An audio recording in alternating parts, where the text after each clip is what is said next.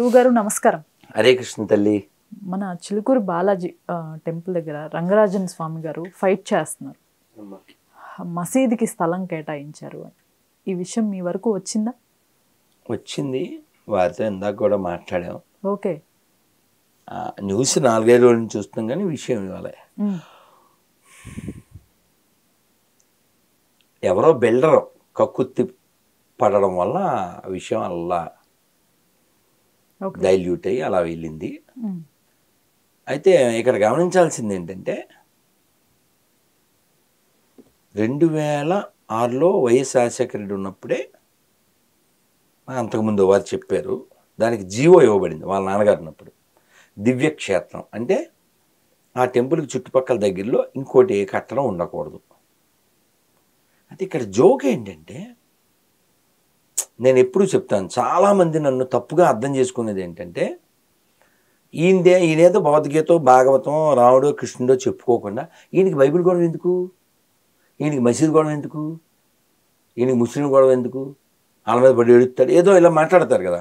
మీరు ఎప్పుడైనా గమనించండి, నా టార్గెట్ అసలు ముస్లిమ్స్ కాదు. ఓపెన్గా మా అమ్మ మీద ఒట్టేసి చెప్తా. నా టార్గెట్ క్రిస్టియన్స్ కూడా కాదు. నా టార్గెట్ దొంగ హిందువులు, బొందుగాలు కేసీఆర్ భాషలో బొందుగాలు. ఇప్పుడు ఈ రంగరాజన్ గారు ఎప్పుడో ఒక ముస్లిము రైతుకి కోడిదూడని గిఫ్ట్గా ఇచ్చారు. సో ఒక అతను ఎవరో పోస్ట్ పెట్టాడండి, అప్పుడెప్పుడు ఆయన కోడిదూడని ఇచ్చారు, కృతజ్ఞతగా ఇప్పుడు ముస్లిమ్స్ అంతా అక్కడ మసీదు కోసం వచ్చారు అని బలి పెట్టాడు. అది ఎవరు పెట్టారో, వైజాగ్ వాళ్ళు ఎవరో. మానవత్వమే ముఖ్యం అనుకున్న రంగరాజన్ గారు, కానీ రంగరాజన్ గారికి సపోర్ట్గా ఒక ముస్లిం రాలేదు. ఇది జోకు. అర్థమైందా? నేనేమంటా అంటే, వాళ్ళు అలా ఉండటం కరెక్టు, వాళ్ళు అలాగే ఉంటారు. నువ్వు ఇన్ని చూసి నువ్వు మారట్లేదు.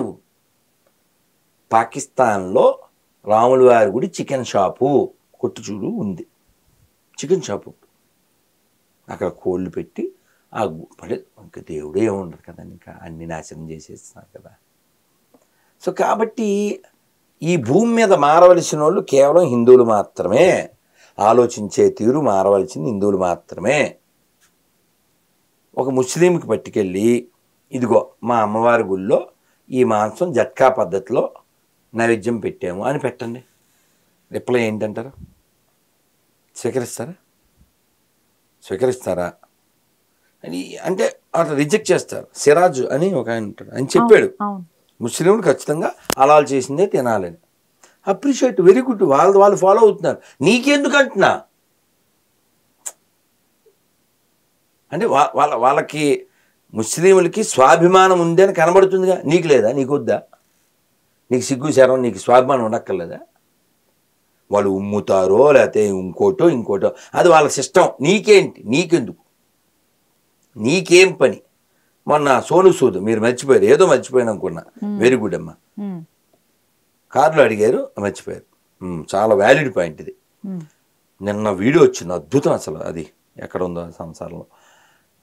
ఒక అతను ముఖానికి ఫేషియల్ ఏదో రాస్తూ పైన కామెంట్, సోను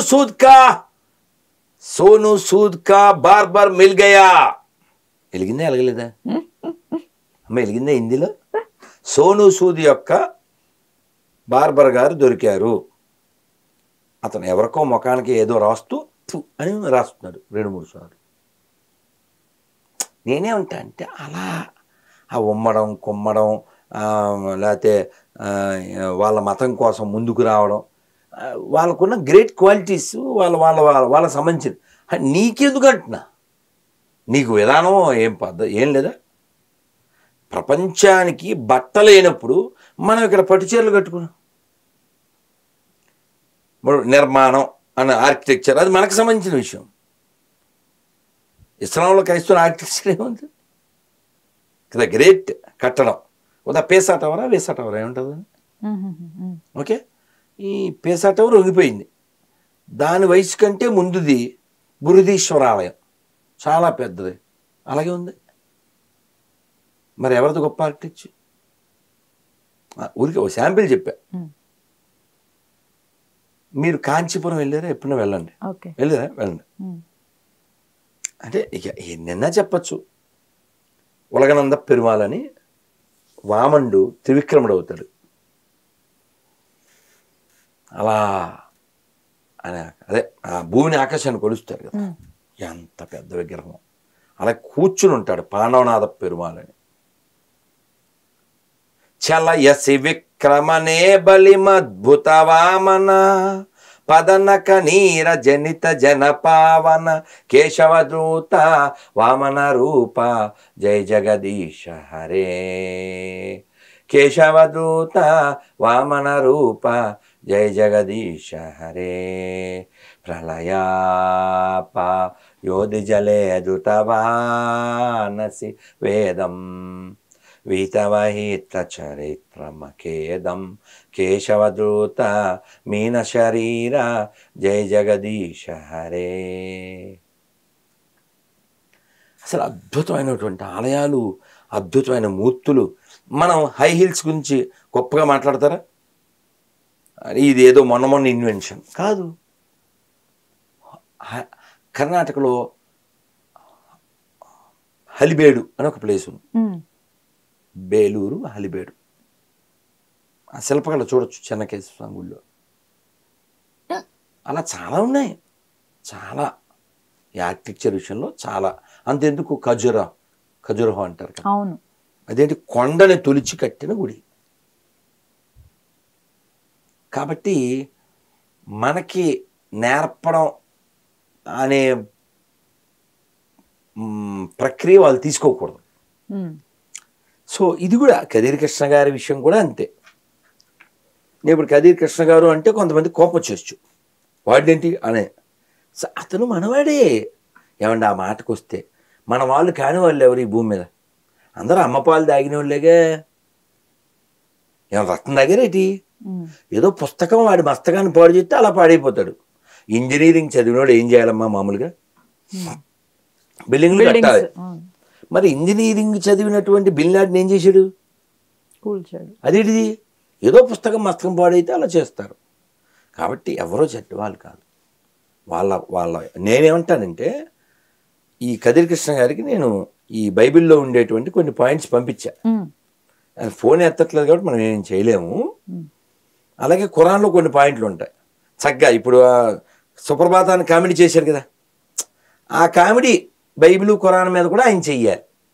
చేసి అతని యొక్క వ్యక్తిత్వాన్ని నిరూపించుకోవాలి.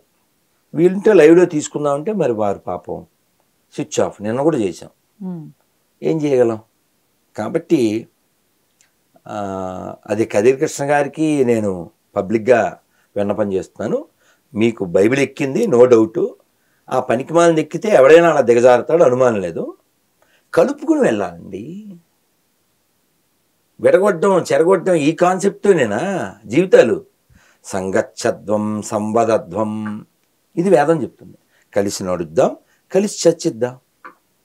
తప్పుంటే అడుగుదాం, కానీ చెరగొట్టేయడం. ఇప్పుడు వెంకటేశ్వర టాపిక్ నీకెందుకు? నువ్వు గొర్రె కదా.